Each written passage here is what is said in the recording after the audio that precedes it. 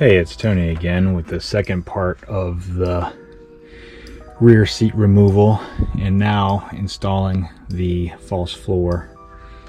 And these are from Farm Tech. They're chicken coop flooring or kennel flooring, and have the same material on the roof rack, and had a couple pieces left over that I haven't used yet, and thought that these might make sufficient support for the back here. So I've gone ahead and set them down. There's a little tiny lip in here that they're going to sit on, and then I'm going to trim around the little edges so it sits flush, and it should form a completely flush floor area back here. And I've chalked it all off for where I'm going to cut and take the jigsaw to it here in a minute. And I've just put some basically cut 2x4s down for now, just to create some floor supports temporarily. But once you get some gear back here and stuff like that, you might not need them, as the floor might just sit on top of that fine.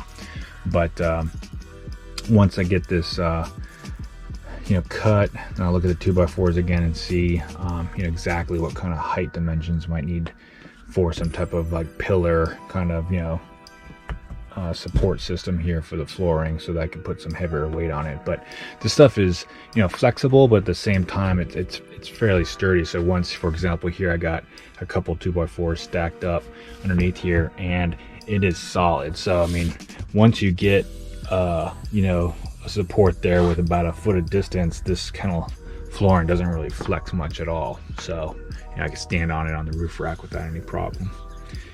All right, time to cut. The kennel flooring, I've now put it in place. So I trimmed around the corners here so it would fit flush. There's like a little bit of a ledge in here which this thing could rest against. This thing will close, and we have the 4-inch 2x4 blocks, which I previously had laying around in the garage. So I just took a few of those and just put them down to create kind of like a footer, so to speak, where the floor sits on.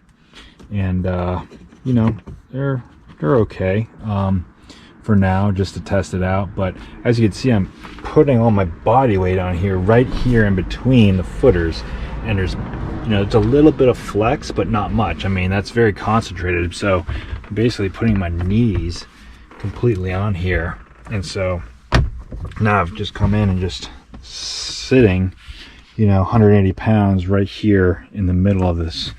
And so if you have a few cuts here, you could certainly create a little stronger flooring as needed, depending on what you're putting in the back here.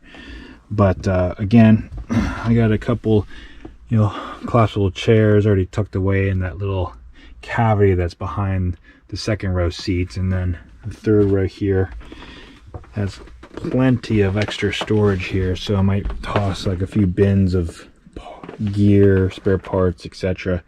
back here underneath this flooring, which again, if it goes right up against this, it'd be great. In the meantime, I'm going to go get that kind of spill mat, rubber spill mat, and just lay it on top of this for now, and still have access to the eye hooks and so forth that are back here. So flush mount kennel flooring seems to be okay, and it's really lightweight, so you could easily lift it up.